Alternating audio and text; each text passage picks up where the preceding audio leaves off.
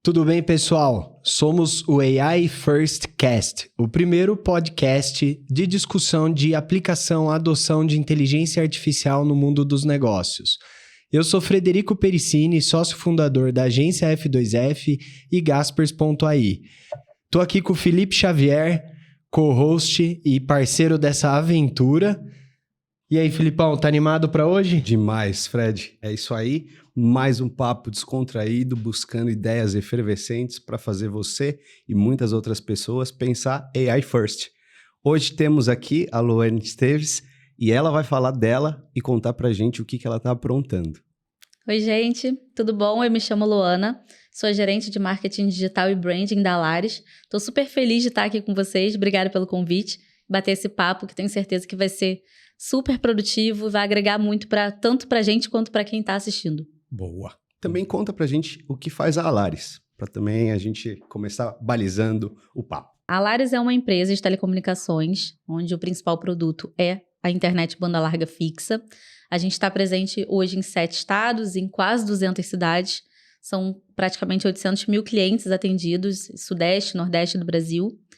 E eu cuido de toda a parte de marketing digital e branding da empresa. Boa. Lô, uma empresa grande como a Alaris, e você olhando para o marketing dessa empresa, para se posicionar com os consumidores, como foi que você cruzou o caminho da AI? Como que isso apareceu na sua frente? Como foi 2024 nesse assunto para você? Olha, não tinha muito como fugir, né? Não tinha muito para onde correr. Ela veio atropelando todo mundo, todos nós. E aí, assim, o início dessa adoção, ela partiu muito de uma provocação que nós, junto com F2F, tivemos sobre produzir uma campanha que usasse a inteligência artificial. Mas não usar a inteligência artificial de forma, queremos entrar num hype, só para poder usar, sabe? Então, a ideia aqui, de fato, era que a gente conseguisse ganhar, primeiro de tudo, despertar a atenção do consumidor. Era super importante, era um fator crítico para a gente, como se diferenciar da concorrência, onde a gente vê uma comunicação que ela é muito similar entre si, tanto grandes quanto pequenos, trabalham de forma muito similar na comunicação e a gente queria trazer algo mais disruptivo. Então veio a provocação de vamos usar a inteligência artificial para conseguir trazer algo muito diferente, que você bata o olho e realmente desperte a atenção. E foi um trabalho muito bacana, construído a muitas mãos, né? Onde a inteligência artificial ela veio para trazer esse chamariz para a comunicação e conseguir fazer com que a gente tivesse 2 ganhos muito importantes também. Primeiro, ganho de agilidade. Quem trabalha em telecomunicações ou em algum setor similar sabe que o dinamismo é muito grande do segmento. Então, a inteligência artificial, a gente entendeu que poderia trazer um ganho muito legal de tempo para a gente, conseguir fazer com que as entregas, até por parte de criação da agência, viessem num período mais curto. E um segundo fator é a eficiência em custos. Então, quando a gente usa a inteligência artificial e não tem todo aquele tempo e aquela produção de uma campanha padrão, uma campanha tradicional, a gente consegue reduzir custos. Então, para a gente eram 2 pontos importantes, era a agilidade e o fator eficiência de custos. Então, a eficiência operacional como um todo foi algo que realmente despertou aquela viradinha de chave que precisava num primeiro momento. E, sem dúvida, né, daqui para frente a gente nem consegue imaginar mais um trabalho de produção, de criação, que não envolva inteligência artificial de algum jeito. Sua primeira resposta, você já falou uma das palavras-chave aqui, que é tempo, né? Eu vou tentar tangibilizar o que você falou, porque eu imagino que as campanhas em telecom envolvam pessoas nas peças e tudo mais. E do que você está me falando, e eu não conheço a campanha, mas eu imagino que vocês trouxeram elementos que são gráficos visuais que foram construídos com modelos de AI. Exato. Eu tô correto? Correto. Como foi a receptividade do público quando vocês trouxeram essa disrupção total? Num primeiro momento, o que mais impactou foi o público interno, né? Então, quando a gente sai de uma campanha, de um tipo de campanha, que a própria Alaris usava até então, né? Com pessoas, com notebooks, tablets, realmente um padrão do segmento e traz um monte de bicho, que era isso. Um monte de animais produzidos com inteligência artificial em situações inusitadas. Situações essas que a gente não conseguiria colocar um humano para fazer. Então, a gente trouxe um cachorro que voava na velocidade da luz, um gato que tinha 7 vidas em uma pela velocidade que ele conseguia fazer atividades de parkour. Então, a gente saiu muito da caixa, né? O principal convencimento ali, principal público que a gente precisava que comprasse a ideia era o público interno. Então, não só eu, o diretor de marketing, o CEO, mas os colaboradores como um todo, né? Eles entendessem que aquilo ali fazia super sentido. Se a gente queria se destacar, queria que o público externo, os consumidores, passassem por uma comunicação nossa na rua, no digital, e realmente falassem, nossa, o que é isso? A gente precisava trazer alguma coisa diferente. Então, se a gente fosse na linha das pessoas, usando o computador e do jeito que a gente já vinha se comunicando e como todo mundo faz, a gente não conseguiria trazer esse fator atenção. Conseguir despertar essa atenção dos consumidores. Então, o público interno também comprou muito essa ideia. Então, foi muito legal, porque começou por mim, pelo diretor, pelo CEO, e a gente conseguiu que os colaboradores da empresa como um todo, eles também vissem valor naquilo e falassem, nossa, que legal, que diferente.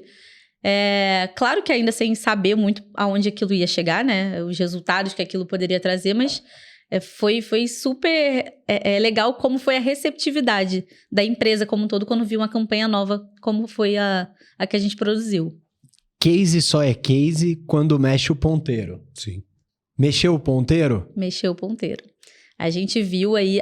O segmento de telecom, ele tem uma questão de sazonalidade também. Então, normalmente, no início do ano, a gente vê uma demanda muito maior e essa demanda ela vai reduzindo ao longo do ano. E o que a gente conseguiu também com a campanha que foi utilizada por inteligência artificial foi conseguir manter custos equilibrados. Todo mundo sabe que se a demanda reduz, a gente também tem uma questão de aumentar custos. E a gente conseguiu equalizar esses custos ao longo do ano, conseguiu aumentar a volumetria de leads qualificados para o comercial trabalhar. Então, assim, foi super positivo porque a gente conseguiu equilibrar a demanda, a oferta e procura com uma campanha que realmente despertasse atenção. Uma métrica que é muito de performance, mas acho que vale trazer aqui, é o CTR, que é basicamente a correlação, a taxa entre pessoas que são impactadas com pessoas que clicam nos anúncios. E o nosso CTR subiu e veio crescendo, né, ao longo do ano de 2024, à medida que a gente conseguiu colocar a campanha no ar. Então, a gente percebeu que os anúncios que a gente rodava antes versus os anúncios que a gente passou a rodar com essa comunicação diferente, realmente despertou um volume maior de cliques. Então, a gente aumentou essa métrica que é super importante para a gente e, naturalmente, mais acessos ao site, mais leads qualificados para o comercial, mais pedidos, venda, instalação, mais receita para a empresa, né, que é o que importa. E esse talvez seja um insight muito bom, né? A fronteira que a inteligência artificial consegue transpor quando ela brinca com situações que a mente humana e a nossa limitação não chega, é muito boa. Só que você vai ter a resistência interna e você precisa fazer esse trabalho de educação. Então, acho que o que você está trazendo para a gente é que vale esse investimento de romper o público interno e falar, olha, peraí que a gente tem um potencial aqui, mas vale a pena. Né? Entendam o valor por trás disso aqui, acreditem que vale a pena. Né? Então, acho que esse insight é muito bom, né, Fred? É isso aí. Eu vivi essa história também do outro lado da mesa, né, como agência. E cara, a AI era a nossa única saída naquele momento, porque imagina que o diretor veio à mesa e falou assim, olha, eu quero, em uma semana, um planejamento de campanha para o ano que vocês fujam do tradicional. Eu quero que vocês tirem aquele conceito visual da família feliz usando o computador, que a Lô falou, porque eu não aguento mais ver esse padrão visual de telecom oferecendo família feliz. Eu quero que vocês mostrem que a nossa internet, a Lares, quando chega no lar, ela traz o impossível. ela traz a possibilidade de você fazer o que você quiser com ela e tornar o impossível impossível, né? E aí veio o nome, né, também. Desperte seu potencial ilimitado, não à toa. E aí vem o insight, né? Desperte seu potencial ilimitado e a criação do conceito visual, ela só podia ser com o IA, porque para despertar o potencial ilimitado, a gente teria que antigamente ir para um lado de ilustração. E aí tem um risco da ilustração ficar um pouco infantilizada, né? E de você ter dificuldade de replicar quando você chegar num personagem. Quando chegar num personagem, você tem dificuldade de replicar aquele personagem em posições e movimento, como você movimenta um personagem. Então, a inteligência artificial, para nós, naquela situação, era a única saída. Tipo, não foi algo que a gente falou assim, não, vamos inovar com IA. Vamos adotar IA para não morrer. Só tem tempo para fazer com inteligência artificial. Esse era um ponto, né? O tempo era muito curto. E precisava sair do óbvio, né? Precisava sair do óbvio. E então, esse caso, pessoal que está ouvindo a gente, é um caso de aplicação de inteligência artificial para criação de visual de campanha de marketing, em que a gente mudou completamente o padrão visual de uma marca, que é a Alaris, saindo do tradicional, com pessoas felizes, e indo para personagens criados com IA e depois até animados e feito comercial de TV, né? Eu queria que você me falasse um pouco sobre o comercial de TV, porque é uma peça um pouco mais sofisticada e que tem um investimento alto para ela reverberar, né? Como foi a sua surpresa ou quando você viu um vídeo de comercial de TV feito por IA e que você comentasse um pouco também sobre os custos de produção desse tipo de vídeo? Eu acho que o primeiro ponto é que até a gente chegar nessa versão final, era uma novidade para todo mundo. Tanto para nós quanto para quem estava criando. Uhum. Porque uma coisa é você fazer essa comunicação estática. Outra coisa é você levar ela para uma versão animada. E a gente teve várias idas e vindas, porque apesar da inteligência artificial estar caminhando com uma velocidade absurda, a animação não era algo que naquele momento, lá no início de 2024, né? Não era algo que estava super avançada. Então, a gente tinha ilustrações, imagens super legais e filmes que não necessariamente, num primeiro momento, eles vinham redondos, né? Então, a gente teve várias idas e vindas, novidade pra gente, novidade pro time de criação da agência. E no final, enxergar o resultado daquilo que foi produzido sem ter todo um trabalho e um custo e um tempo de designer, de produção, de tudo que a gente sabe que está envolvido numa produção de campanha, e a velocidade que a gente conseguiu ter com essa versão animada foi muito legal, assim, porque eu acho que no fim das contas ninguém esperava que a gente fosse conseguir chegar num nível de produzir um filme, esse filme rodar na TV, sendo esse um filme que basicamente foi feito por inteligência artificial. Refinos óbvios dos profissionais, né? Quando a gente olha para um copy, quando a gente olha para um detalhe, um acabamento no visual importante, não só na parte estática, quanto na parte de vídeo. Mas é muito legal quando a gente vê um resultado final e a gente fala, nossa, isso não precisa nem longe, né? Isso há um ano atrás era impossível. E eu queria enfatizar também sobre a produção audiovisual, né? O antes e depois da IA.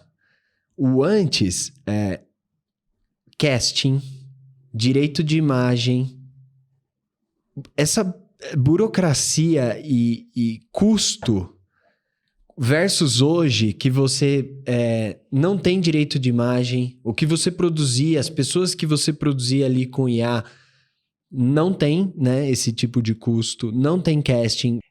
Então, assim, é gritante em termos de tempo, em termos de custo, e o mais legal também, que é o que essa campanha mostrou, né, em termos de possibilidades criativas.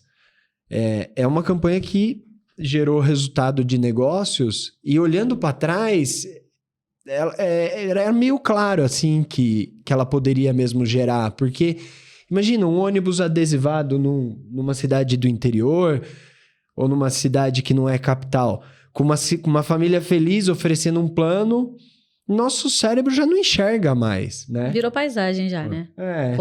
Estamos cegos para enxergar isso. Agora, pô, um ônibus envelopado com personagens coloridos te oferecendo o impossível, no mínimo bater o olho e que é isso, né? Te chama a atenção. Prende, é uma outra coisa. Junto a um copy criativo também que fez total diferença. E o que é legal dessa campanha é que, assim, não era uma campanha que a gente imaginava como uma campanha guarda-chuva pro ano. A gente precisava criar uma campanha para o trimestre. Foi esse o ponto. A campanha deu tão certo e permitia tantas possibilidades que ela se tornou... A gente conseguiu fazer novos desdobramentos para o Q3, para o Q4. E agora a gente, inclusive, está discutindo campanha para 2025 também, utilizando muito da base do que a gente construiu em 2024. Então, é muito legal ver o quanto que ela conseguiu trazer caminhos, né? Caminhos diferentes e que a gente vai seguir por mais tempo do que estava planejado inicialmente, né? E qual você acha que foi o ganho mais transformador de usar AI em 2024 para a Lares? Eu acho que sair desse caminho tradicional, da gente mostrar que, de fato, existem possibilidades novas que a gente pode explorar, que vão permitir o que a gente comentou sobre fazer as coisas de uma forma mais rápida, porque o tempo é um fator crucial, e reduzir custos para que a gente consiga investir esse capital, esse potencial dinheiro em algo que realmente traga performance na veia, né? Que a gente sabe o quanto que faz diferença. Então, é realocar investimentos de forma que a gente consiga ter resultados mais rápidos também. Menos produção, mais mídia. Menos produção, mais resultado. Boa. Gostaria que você trouxesse para nós uma visão de um gerente, uma gerente numa empresa grande, tem um dia a dia super corrido com as metas, com fazer a empresa rodar. Como, nesse contexto, a fazer a empresa adotar AI? Como conciliar esse dia a dia corrido com aprender e mudar os processos da empresa e adotar AI? Eu acho que o primeiro de tudo é a gente se provocar a ir para caminhos diferentes do que a gente está habituado, sair da nossa zona de conforto e conseguir priorizar, de alguma forma, isso nas nossas agendas. Não é fácil, né? A gente sabe. Mas seja num conteúdo que você consome num podcast, seja num conteúdo que você separa para ler no final do dia, seja trazendo fornecedores que já adotam a inteligência artificial e que podem fazer novas provocações para que a gente saia do caminho comum. Acho que tem algumas possibilidades, mas o principal é a gente querer sair do óbvio, querer ir para um caminho que traga novos potenciais e a gente conseguir, de alguma forma, priorizar um pouco disso no nosso dia a dia também. Seja trazendo campanhas novas, seja entendendo onde a inteligência artificial pode resolver uma dor que já existe, né, dentro da área, mas trazendo fornecedores, trazendo prioridades de agenda. Ponto de partida, acho que é o querer. E quando a gente quer, a gente vai atrás e consegue, cada um no seu tempo, né?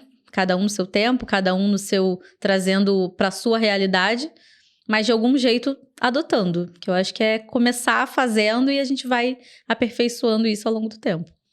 A gente estava aqui conversando antes de começar a gravar e você nos contou alguns outros casos onde a Lari está implementando inteligência artificial.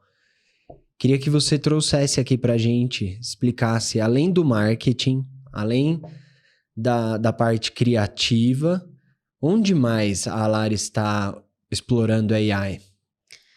Algo que é importante antes de falar das áreas em si... é a gente realmente ter um CEO, no nosso caso, que olha para a inteligência artificial e provoca as áreas. E isso a gente, desde o início do ano, foi bem claro pra gente que era um caminho que o próprio CEO queria que cada área buscasse, cada área entendesse onde estavam as suas dores, onde a inteligência artificial poderia entrar. Então, ele fez uma provocação geral. Então, foi realmente um top-down nesse sentido de, pessoal, vamos se movimentar. Tem caminhos aqui que a gente pode explorar e que a gente, às vezes, nem sabe que tem uma outra forma de resolver. Sabe o que é isso? É um CEO AI First. Ele é um CEO AI First, porque, de fato, a provocação partiu dele e as outras... Cada área foi entendendo, né, as suas particularidades ali, suas dores. E aí, inclusive, tem uma gerência específica que olha para o projeto de inteligência artificial e puxa, de fato, das áreas. O que a inteligência artificial pode resolver? Quais são as suas dores principais hoje? E ele começa a trazer caminhos, começa a trazer opções, começa a trazer possibilidades. Então, cada área já começou a adotar. A gente tem a área de atendimento que já começa a adotar ferramentas, por exemplo, de Speech Analytics, que já usa inteligência artificial para trazer insights muito importantes do que o cliente fala para a gente. Tem outras áreas que já começaram a usar também, cada uma em um grau de maturidade, mas acho que todos ainda muito iniciantes, querendo realmente fazer, querendo trazer soluções ali. E a gente tem, de fato, essa área que está puxando e que está apoiando. E isso é muito legal. Então, cada área no seu momento ali, mas todos tentando não usar a inteligência artificial por hype, mas, de fato, para resolver uma dor do negócio. Você já está com um case que, né, é de sucesso de utilização de AI. Eu vou te fazer uma pergunta um pouco mais profunda, quase uma provocação. A gente estressou um pouquinho outro dia AI em educação. E, no seu caso, eu queria ver o que você acha de AI e se existe alguma barreira da utilização do ponto de vista ético, né? O Fred mencionou personagens e não ter... Como é que você vê essa questão, né? Se AI vai existir alguma limitação de uso ético, qualquer coisa nesse sentido? Eu acho que por estar no início ainda tem muita coisa que ainda precisa ser regulamentada, vista com atenção, com carinho, para que isso não se torne de fato um problema para as marcas, para as empresas lá na frente. Então, sim, imagino que vai existir algumas barreiras e a gente vai se adaptar a elas para conseguir utilizar sem problemas futuros. Acho que é um caminho natural. Eu até acredito que o mercado deva se movimentar antes, né? Eu acho que a gente deve buscar se fortalecer nesse sentido e estar atento, puxar discussões para justamente fortalecer e estar pronto, né? A gente já tem hipóteses, né, que podem vir. Exato, e já se precaver, Exato, com certeza. Seria interessante. A tecnologia, ela caminha muito mais rápido, né, do que a regulamentação. Sim. Você vê que a gente está discutindo regulamentação das big techs, das redes sociais agora, né? Depois que já está todo mundo usando, adotando. Eu acho que precisamos discutir regulamentação com questão a parte de inteligência artificial responsável, né? Então, que os modelos sejam claros, transparentes. E eu também vejo uma questão de discussão para regulamentação da parte de copywriting, né? Super difícil essa discussão. Total. Mas algo em mim me diz que a internet e a tecnologia, ela vem para ficar. E quando entram essas discussões que são muito grandes, muito difíceis, isso leva tempo na regulamentação. Então, cabe a nós, gerentes, líderes no dia a dia, escolher alguns riscos para correr. Né? Você tomar uma postura como organização de eu vou esperar a regulamentação para daí eu ver como eu faço, eu acredito que é um erro estratégico, porque na hora que você for se mover, pode ser tarde demais. Todo mundo já se moveu antes, né? E já criaram diferenciais competitivos. A gente falou aqui em eficiência operacional, a gente falou em aumento de criatividade. Redução de custo, que é importantíssimo para a sustentabilidade do business. Falamos em capacidade analítica. Então, se você, como empresa, caminha nessa direção, você cria diferencial competitivo da outra organização que ainda está no momento, entre aspas, negacionista. Esperar estar pronto, né? Mas como organização, como empresa, é importante ter sentar à mesa, né? Uma diretoria de compliance, jurídico, junto com o time de tecnologia, de inovação, de marketing e definir algumas fronteiras da atuação, mas ir para cima, para atuar, para implementar, porque é um caminho sem volta, né? What's next? Como que vai ser seu 2025? Vamos voltar para o processo de produção de campanha sem AI? Não, a gente nem parou, né? A gente vai seguir esse caminho naturalmente. Falando de criação, eu também não imagino mais como seria a nossa vida sem, de alguma forma, trazer inteligência artificial para a criação. Mas eu acho que a gente tem muito caminho pela frente, até do ponto de vista analítico. Então, falando aqui pelo lado da Lares, né, a gente, pela capilaridade que a gente tem, né, a quantidade de cidades que a gente está presente, a quantidade de clientes que a gente já tem na base, a gente precisa conseguir ter análises mais rápidas, mais precisas, para que a gente tome ações também mais rápidas e assertivas. Fredão, estamos meio mole aqui, né? Uma empresa desse tamanho, 800 mil clientes no Brasil inteiro, e estamos deixando passar isso, né? Lô, como é que vocês pretendem usar essa riqueza de dados para usar AI e ter insights relevantes para 2025? Esse é o nosso próximo passo que a gente está caminhando agora, para conseguir usar essa base de dados que é tão grande, tão rica, de uma forma muito mais assertiva, de uma forma muito mais rápida.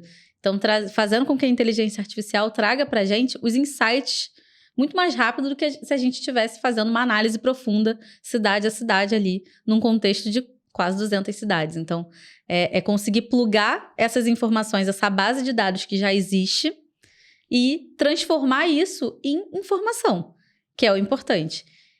Então, a gente está indo num caminho de performance, né? O primeiro passo aqui que a gente, junto com a agência, está desenhando é como trazer inputs, insights de mídia.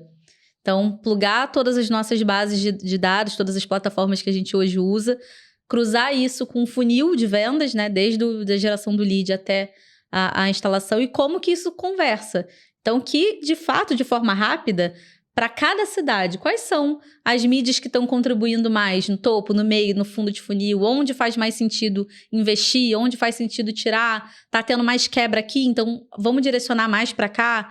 Então, conseguir cruzar esse funil de vendas com os dados que a gente já tem em mídia e fazer com que a plataforma, o sistema, o painel, o dash que a gente quiser criar, ele já traga essas informações de forma mais rápida para que a gente tome as decisões e faça movimentos ao longo do mês de forma muito mais rápida, muito mais assertiva do que com um analista ali que levaria muito mais tempo para conseguir trazer alguma informação mais profunda como a IA traria para a gente. Lô, dia a dia super corrido, como você faz para se atualizar sobre AI? Você acredita que é muito mais no podcast? Muito mais. Que legal, estamos no caminho, então. Estamos no caminho. Assim, para mim, trânsito é sinônimo de podcast. Eu já tenho vários favoritos ali. É o momento que eu consigo, realmente, eu priorizo isso. Então, ao invés de ficar ouvindo minha música, eu normalmente estou ouvindo um podcast que vai falar sobre inteligência artificial, que vai trazer exemplos práticos, que é importante, né? De como isso se aplica, como que as outras empresas estão fazendo. Então, para mim, o podcast é o canal de conhecimento que eu aproveito nos momentos de trânsito, que São Paulo a gente sabe que são vários, né? Opa! E você experimentou AI em 2024. Você tinha dúvida? Porque AI não chegou em 2024, né? Ela já tá aí há um tempinho. Mas você tinha dúvida, assim? Você falava, nossa, será que isso veio para ficar? Era algo que dentro de você questionava? Ou você já estava tendenciosa a achar que era sucesso total? Como era dentro de você? Eu acho que no início, todos nós, né? Falamos assim, nossa, mas será que é isso mesmo? Mas chegou num determinado momento, você falava, cara, não tem como, só tem esse caminho mesmo. Vamos ter vários aprendizados, como a gente já comentou aqui, sobre ética, sobre regulamentação, mas quem está fazendo agora é quem realmente vai se destacar. Então, eu não via que a gente tinha um caminho muito diferente desse que a gente trouxe para 2024 e que a gente segue para 2025. A dúvida foi muito lá atrás, sabe? Lá no início. Agora, acho que não tem dúvida. Vamos falar, cada um aqui, sobre o que sentiu quando interagiu pela primeira vez. Pra mim foi uma sensação uau, né? E para mim foi uma sensação muito parecida de quando eu interagi com Orkut e Facebook. Que eu olhei para aquilo e falei, cara, isso aqui vai mudar o mundo. Eu tive a mesma sensação. E eu não tive essa sensação quando eu comecei a lidar com o metaverso. Por quê? Porque a IA, ela tem uma aplicabilidade muito grande. Você começa a imaginar, pô, isso aqui serve para contrato no jurídico, isso aqui serve para interação com o consumidor, isso aqui serve para planejar post, isso aqui serve para criar. Você começa a ver muita possibilidade de aplicação sem mudar o nosso comportamento de hoje em dia. Vivendo do jeito que a gente vive hoje, tem muita aplicação. O metaverso, eu sentia que precisava ter uma adaptação no nosso jeito de viver como sociedade, né? Querendo ou não, agora estão começando a ter uns óculos mais legais, mas querendo ou não, aqueles óculos gigantescos na cara, exige uma mudança de comportamento, né? De você andar com aquilo na rua. E uma aplicabilidade para as empresas um pouco não tão fácil de enxergar, né? A IA não, cara. E com custos muito altos, né? Que você não imaginava aquilo ganhando muita escala, talvez. Exato. É que eu acho que o metaverso, talvez, tá? No meu caso, a ideia do Minority Report, que é o filme do Tom Cruise, me transportou para o metaverso que ele ainda vai demorar muito para chegar, né? Então, não sei, talvez eu fui consumido por isso aí primeiro. Você brincou do Orkut. O Orkut, ele me transportou para um universo que eu não tinha vivido antes. De você se conectar com uma pessoa de qualquer lugar. Porque a internet você conseguia falar com as pessoas, mas não de qualquer lugar, né? Você tinha que saber quem era e beleza. O Orkut, ela te dava a possibilidade de você conectar com todo mundo. Isso foi um wow. Foi o meu primeiro wow na internet. Quando eu usei AI a primeira vez, eu falei, cara, eu tenho possibilidade de fazer coisas que eu não tinha antes. Eu senti isso. Né? Eu falei, isso aqui vai me fazer uma pessoa melhor. Eu acho que eu consigo ter um skill potencializado. E eu gostei disso. Né? Tanto é que tudo que eu faço desde que eu usei a primeira vez, tem. É muito difícil eu fazer alguma coisa assim. Eu estava até brincando com o Fred hoje. Que eu fiz uma coisa e eu tava praticamente convicto de que tava bom e eu falei, peraí, deixa eu testar isso aqui. Deixa eu confirmar isso aqui. Deixa eu testar isso aqui porque eu sei que dá pra melhorar. E eu fui lá. Então, essa... É a droguinha da inteligência artificial, né? Você usa uma vez e a hora que você vê, você não vive sem. Mas você sabe que eu fui meio na contramão disso? Eu, minha primeira reação não foi o ou. Foi o, será? Será mesmo que essa informação aqui que tá me respondendo tá certa? De onde que tá puxando isso? Então, foi muito mais crítica porque é um mistério. Assim, como que ele sabia? Como é que ele sabe aquelas informações que ele tá me trazendo? De que fonte que tá vindo aquilo? Mas aí eu você posso testa. acreditar? Mas aí você testa. Fala, de onde vem? Exato. Testa. E aí, num primeiro momento eu falei, será que essa informação é confiável? A gente tá aqui depositando todas as nossas fichas e aí traz... enfim, ideias de planejamento, informações que você pede. Será que a fonte de fato disso aqui tá fazendo sentido?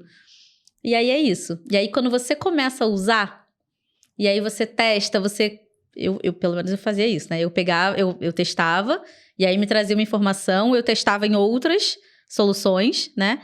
E aí as informações batiam, eu falava, realmente, não sei qual é a mágica desse negócio aqui, mas...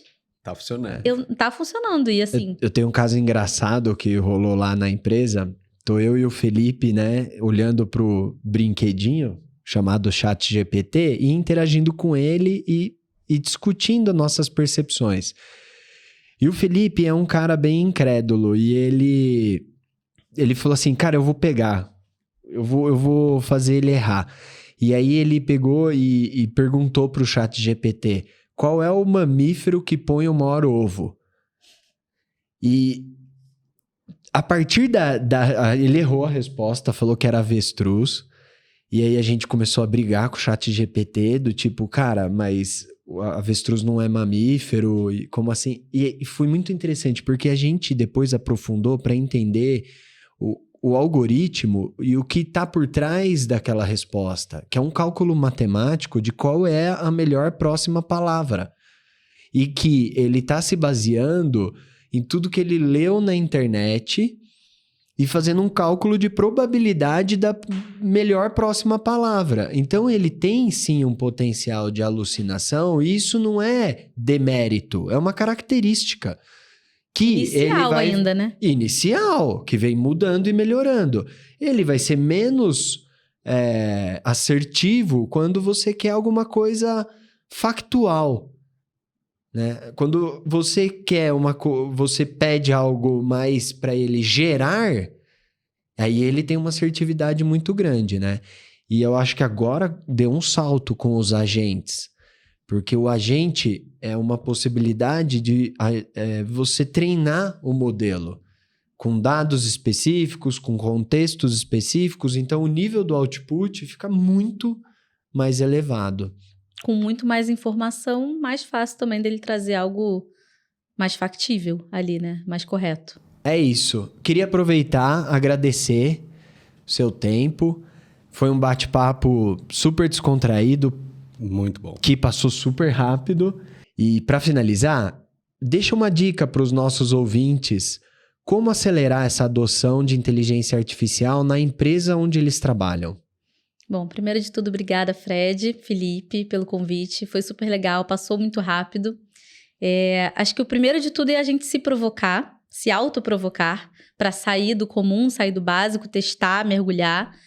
Por um outro lado, também provocar os nossos pares, provocar a nossa organização, a gente adotar de alguma forma como que isso pode solucionar dores ali eventuais de cada área, de cada dia a dia, né, que é natural.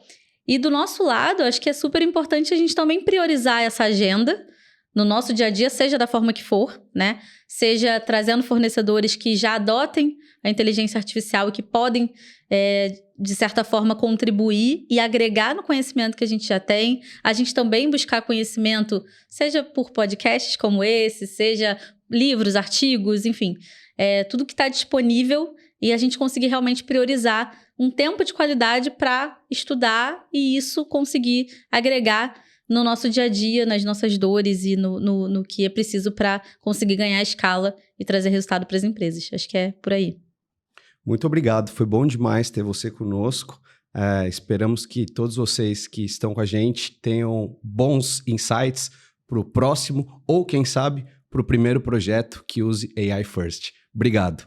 Fredão, mais um baita episódio. Valeu. É isso aí, gente.